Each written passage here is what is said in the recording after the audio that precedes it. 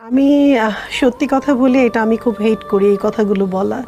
এখন কি করা হবে? আমি যদি বলি আমার 6 লাখ টাকা দামের এইটা আছে, ওইটা আছে, এই আছে। একসময়ের জনপ্রিয় চিত্রনায়িকা পপি, আর সেই পপিকে নিয়ে এখন সোশ্যাল মিডিয়ায় অনেক বেশি আলোচনা এবং কি সমালোচনা।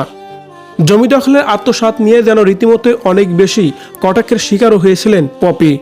আর তাই তো সেই বিষয় নিয়েই এবার মুখ খুলেছেন চলচ্চিত্র অঙ্গনের অন্যতম অভিনেত্রী রত্না কবির। চিত্রনায়িকা পপিকে নিয়ে কি বলছেন তিনি জানতে হলে পুরো ভিডিওটি দেখে আমাদের সঙ্গেই থাকুন। পপির জমি দখলের আত্মসাৎ নিয়ে যেন রীতিমতো অনেক বেশি আলোচনা হচ্ছে সোশ্যাল মিডিয়ায়। সে আলোচনায় সবাই কথা বলেছে, বিশেষ করে চলচ্চিত্র অঙ্গনের অধিকাংশই শিল্পীরাও কথা বলেছে এই বিষয়টি নিয়ে, পপির পক্ষ নিয়ে। তেমনি এবার কথা বলতে দেখা গেল একসময়ের জনপ্রিয় অভিনেত্রী রত্না কবির। রত্না কবির তার ফেসবুক পেজে পপির একটি ভিডিও শেয়ার দিয়ে ক্যাপশনে লিখেছেন, হায়রে শিল্পীর জীবন, অভিনয় জীবনে অভিনয় করতে করতে আমরা পরিবার নামক পরম আত্মীয় বাস্তব কিছু অভিনেতাদের কাছে ধরা। হচ্ছে নিজে যেটা মনে করে সেটাকেই 2 টাকার সম্পদ মরে গেলে শেষ, তবুও এই সম্পদের জন্যই এক সন্তানের ভবিষ্যৎ গড়তে গিয়ে আরেক সন্তানকে গড়তে ফেলা। মা আর ভাই বোনদের কি অভাব আছে এই শিল্পী জগতে?